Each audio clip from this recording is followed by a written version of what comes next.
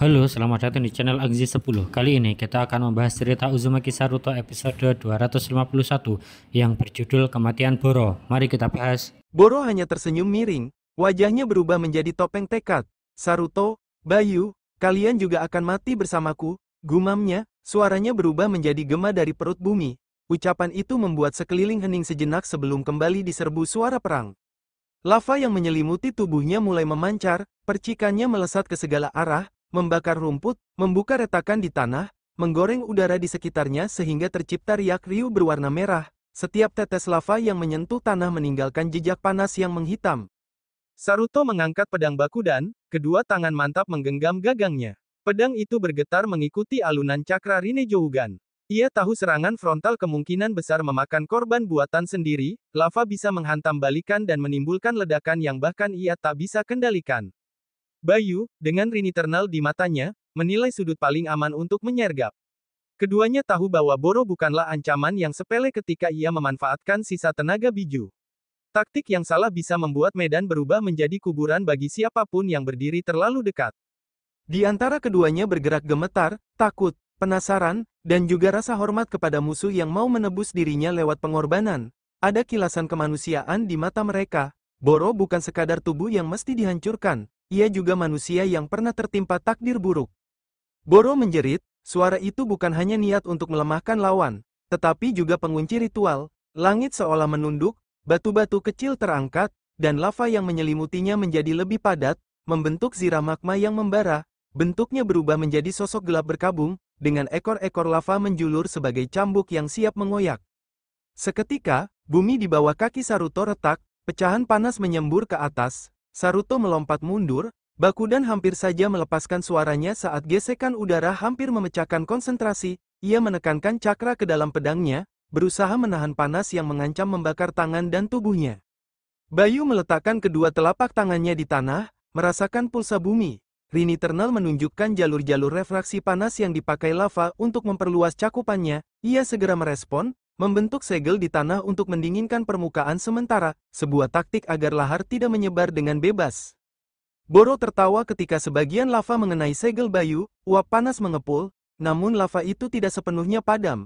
Ia merasa segalanya kini terbungkus kepastian, jika ia harus tewas, ia akan membawa luka pada dua wajah yang tampak tenang itu. Saruto dan Bayu saling bertukar pandang sekejap, bukan untuk ragu tetapi untuk memastikan keduanya membagi peran. Saruto akan menjadi pemicu, pemutus jalur lava yang paling dekat, sementara Bayu akan mencoba menahan ekspansi magma dengan teknik refraksinya. Mereka bertindak tanpa banyak kata, sinkronisasi yang terasa lewat latihan dan peperangan. Saruto mengayunkan Bakudan dengan cepat, serangan yang diarahkan bukan untuk menebas Boro melainkan menyingkap mukanya dari zirah lava, menciptakan celah bagi Bayu untuk melakukan segel. Pedang beradu dengan panas, percikan api beterbangan, memantulkan kilau di wajah mereka. Boro mengangkat satu tangan, cambuk lava menebas ke arah Saruto. Tangan itu terasa seperti tongkat raksasa dari magma, kepalan panasnya mampu menghancurkan perisai biasa, namun Saruto sudah siap. Ia memundurkan langkah dengan lincah, memutar tubuhnya sehingga pedang Bakudan menggiring sebagian gelombang panas ke samping. Bayu memanfaatkan celah itu, dengan gerak mata yang hampir tak terlihat, ia menengadahkan tangan dan memencet segel yang telah ia tanam di tanah. Gelombang dingin mengalir, bukan dingin seperti es yang mematahkan, melainkan dingin refraktif yang meresap ke permukaan lava, memperlambat alirannya dan membuatnya lebih kental. Lava terhenti, berubah menjadi massa magma yang lengket, percikan yang tadinya ganas menjadi angsa abu yang melayang. Namun Boro tidak berhenti. Dalam dadanya ada ledakan kegigihan, ia menggulung seluruh sisa tenaga biju untuk mengompresi magma itu menjadi inti yang meledak saat waktunya tiba. Serangan itu mendesak, dan bagi mereka yang berdiri terlalu dekat, resikonya besar. Bunshin Buraku yang tersisa meledak menjadi serpihan hitam ketika gelombang magma memuntahkan suaranya. Yang asli entah berada di mana. Mungkin masih berkutat melawan Sin Cara atau mungkin menunggu momen lain. Ketegangan memuncak, mata Rinnejo-Ugan menyorot proses itu seperti jam yang menghitung mundur. Saruto dan Bayu, dua ujung tajam di bidang peperangan, bekerja selaras seperti dua gelombang yang saling mengunci. Suasana medan perang saat itu begitu menegangkan, langit tertutup asap hitam tebal, sisa dari pertempuran panjang yang telah berlangsung, udara panas bercampur dengan aroma belerang dan darah, membuat setiap tarikan napas terasa berat. Saruto dan Bayu berdiri berhadapan dengan Boro, tubuh mereka penuh luka. namun mata mereka tetap bersinar tajam menantang. Boro, Jinkuriki Yonbi, tampak semakin terpojok, tubuhnya yang besar sudah dipenuhi retakan hitam, tanda bahwa ia berada di ambang batas kendali, nafasnya memburu, matanya merah menyala penuh keputusasaan, ia tahu bahwa pertarungan ini tidak akan dimenangkannya. Namun harga dirinya sebagai shinobi Sanigakure, sekaligus sebagai wadah dari Songoku, membuatnya menolak kalah dengan cara biasa. Saruto mengangkat pedang Bakudan, cahaya dari mata Rinnejo-ugannya berputar cepat seolah membaca setiap gerakan Boro, ia tahu sesuatu yang berbahaya sedang dipersiapkan, detak jantungnya berdentum kencang, hampir mengikuti ritme cakra yang bergejolak dari tubuh lawannya. Bayu, ada yang tidak beres, ucap Saruto lirih sambil memperkuat posisinya. Bayu, dengan mata Rinne Mangekyo saringan yang berputar hebat, menatap Boro penuh kewaspadaan, ia juga merasakan gelombang cakra yang semakin padat, terkumpul di inti tubuh Boro, dia akan meledakkan dirinya, jawab Bayu dengan nada penuh ketegangan. Boro mengangkat kedua tangannya, tubuhnya mulai diselimuti magma cair yang mendidih, panasnya menyengat, membuat tanah di bawah kakinya retak dan terbakar.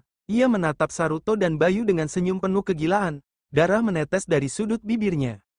Kalian tidak akan bisa membunuhku dengan cara biasa, teriak Boro dengan suara parau, jika aku harus mati, maka aku akan menyeret kalian semua bersamaku ke dalam neraka.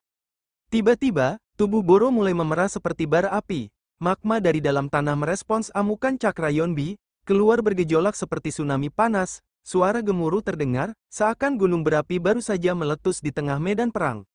Saruto mundur beberapa langkah, wajahnya pucat karena panik, tidak mungkin, jika dia benar-benar meledakkan diri, seluruh area ini akan tenggelam oleh magma, kita tidak punya cukup waktu untuk melarikan diri. Bayu mengepalkan tangannya, hatinya berdegup keras, ia tahu hanya satu cara yang bisa dilakukan, memanfaatkan kekuatan Rokubi yang ada di dalam dirinya. Namun Rokubi bukan sekutunya, mereka berdua tidak memiliki ikatan kepercayaan, bahkan Rokubi membencinya. Dengan cepat Bayu memejamkan mata, masuk ke dalam ruang batin tempat Rokubi berada, ia melihat sosok siput raksasa berkaki 6 itu melingkar, menatapnya dengan mata penuh kebencian. Rokubi, ujar Bayu dengan suara mendesak, bantulah aku menahan ledakan ini, jika tidak, kita semua akan mati, kau juga akan ikut hancur bersama tubuhku. Rokubi hanya mendengus, suaranya berat dan dingin. Aku tidak peduli, selama Boro adalah Jinkuriki Songoku, aku tidak akan mengkhianati persahabatan antar biju, kau, manusia Uchiha, tidak lebih dari pencuri yang ingin memakai kekuatanku. Bayu mengepalkan tangannya dalam ruang batin itu, aku tidak ingin memperlakukanmu seperti Uzumaki Keira, pemilikmu sebelumnya. Aku tidak ingin kejam, aku hanya ingin kita bertahan hidup. Namun Rokubi menggeleng, tubuhnya bergetar menolak. Tidak, aku tidak akan membantumu, biarkan kalian semua mati bersama, agar dunia shinobi tahu akibat dari keserakahan kalian. Bayu membuka matanya dengan napas terengah, waktu hampir habis, tubuh Boro sudah mencapai puncak pengisian cakra, suara dentuman dari dalam tubuhnya menggema, seperti detik terakhir dari sebuah bom besar yang akan meledak. Saruto berteriak panik, Bayu, lakukan sesuatu, jika tidak, semua orang di sekitar sini akan musnah. Bayu akhirnya mengeraskan tekadnya, ia tahu satu-satunya jalan hanyalah dengan kekerasan. Dengan kekuatan genjutsu yang kuat, Bayu memaksa masuk ke dalam kesadaran Rokubi, menjerat pikiran biju itu dengan rantai ilusi. Rokubi meraung marah, namun tidak mampu menolak kendali mata saringan Bayu yang berputar semakin cepat. Maafkan aku, Rokubi, tapi aku tidak punya pilihan lain, gumam Bayu. Dalam sekejap, cakra Rokubi terserap masuk ke dalam tubuh Bayu, suara raungan biju menggema dalam batin Bayu. Namun kini kekuatan itu menjadi miliknya, tubuh Bayu dipenuhi aliran cakra biru kehijauan, menumbuhkan pelindung gelembung raksasa khas Rokubi yang mengelilinginya dan Saruto. Pada saat yang sama, Boro berteriak lantang, tubuhnya meledak dengan suara menggelegar, ledakan besar itu menghasilkan cahaya menyilaukan, disusul oleh gelombang magma panas yang meletus ke segala arah. Tanah berguncang keras, gunung-gunung kecil dari lava terbentuk seketika, dan udara mendidih seakan terbakar oleh api neraka. Semua yang ada di sekitarnya lenyap di lahap terjangan magma. Namun, tepat di tengah pusat ledakan itu, Bayu berdiri dengan gelembung pertahanan Rokubi yang menahan terjangan magma. Saruto bersembunyi di belakangnya, menahan napas sambil merasakan tekanan luar biasa dari serangan tersebut. Gelombang magma menghantam gelembung itu berkali-kali, namun tak mampu menembusnya. Suara gemuruh bercampur dengan suara air mendidih, hingga akhirnya ledakan mereda, menyisakan bongkahan raksasa dari magma yang mengering. Boro telah lenyap, tubuhnya hancur bersama ledakan itu. Namun tidak ada korban jiwa dari pihak Konoha. Saruto berdiri dengan tubuh penuh debu dan sedikit luka gores di wajahnya. Napasnya tersengal, keringat menetes deras dari pelipisnya, tatapannya terarah pada Uchiha Bayu yang berdiri di tengah pusaran asap, dikelilingi oleh pelindung gelembung raksasa berwarna biru kehijauan yang berkilau. Perlahan gelembung itu memudar, memperlihatkan Bayu yang masih tegap meski wajahnya pucat karena pemaksaan penggunaan genjutsu terhadap Rokubi. Saruto menggertakkan giginya, ia tahu apa yang dilakukan Bayu sangat berbahaya. Memaksa sebuah biju dengan genjutsu adalah hal yang jarang dilakukan, bahkan para Uchiha terdahulu pun tahu risiko dari tindakan semacam itu. Namun di sisi lain, Saruto juga tak bisa memungkiri bahwa tindakan Bayu menyelamatkan mereka semua. Ledakan Boro seharusnya menghancurkan seluruh area dan menewaskan siapapun yang ada di sekitarnya. Tetapi berkat kekuatan Rokubi, mereka semua masih hidup.